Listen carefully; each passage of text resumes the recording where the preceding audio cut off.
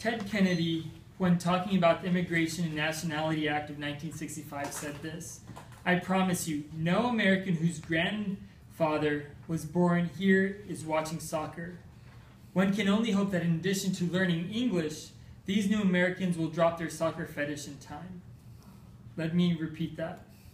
One can only hope that in addition to learning English, these new Americans will drop their soccer fetish in time. So the question is this: soccer, is this a mainstay, or is this only something that comes around every 4 years? Is this something like the Tour de France in the 90s that came and then it fell after the decline of various athletes altogether? What's the outcome of this sport? Will it actually be interjected into our culture and into our daily conversation that we have with each other, or has it just gone all the way? There are 3 big picture ideas that I want to portray to you why I feel like it's going to be here for a long haul. So buckle your seats and here we go. First of all, economically.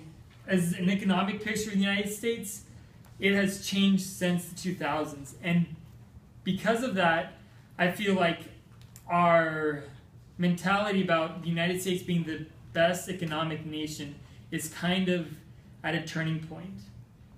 Beyond this, as far as soccer is concerned, for the 90s and 2000s, there's been a lot of money put into soccer as far as families is concerned. So when you have a child, they usually go to like soccer camp or soccer practice, or that's been one thing that has been starting to come about. And that's actually driven the millennials to actually love soccer as well, and that's part of it. Second of all, even though you have the high-income families who can pay for their kids to go to these very elite soccer camps, you also have the low economic status who all they have to do is just pick up a ball for $5, $10, play in the street, and they could maybe be on one of the national teams. And that's across the world. Anywhere you go across the world, that's how it is you see soccer players or kids playing soccer, and it's like conversation. That's just how they get along. So economically, I feel like there are a few things changing that might tip the scales in the direction of soccer. Second of all is politically. Politically, soccer unites the whole world. As we saw in the World Cup, that no matter what nation you're from, it unites them. If they're not part of the World Cup, if the nation isn't part of it, they're still watching it. So I have Facebook friends in Costa Rica, I have Facebook friends in Europe, I have Facebook friends, one who's in India right now, and they're all talking about the World Cup. They would all wake up at 4 o'clock or whatever time it is in their country and watch the World Cup, or the day after. And it's something that unites friendships and unites the whole world together with that cause. Beyond that, even politicians and diplomats go to the World Cup to meet other politicians and diplomats. So presidents of various countries, that's where they'll be. So the president of, I believe it's Uganda, had to give an apology for one of his players. And he was there giving the apology in Brazil because that's where he was. It was just the next country over. So this is one thing, even LeBron James or other well-known people in society, that's where they go just because it's a fun thing to do.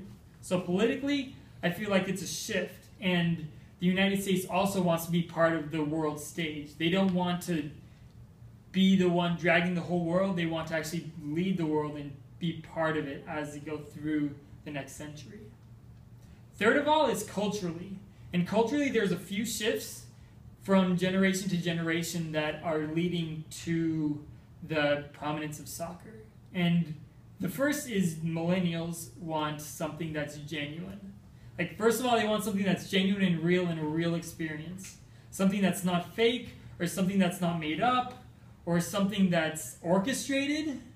Like, all of these things are something that millennials want. They want something like real. For example, in basketball, sometimes it's too much. It's like a show almost, to where there's just dunk contests and there's no showmanship involved for some people involved. That's kind of what they feel about basketball.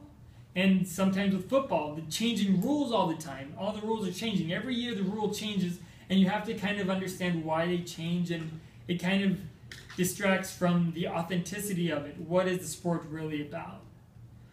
Beyond that, if you've seen in Kansas City, you drive around and you see stickers on cars, and there's like an emergence of something that unifies a city, unifies groups of people. And that is what soccer is about. So the question is this: is soccer something that is a mainstay, or is it something that is just temporary? Will it come or will it go?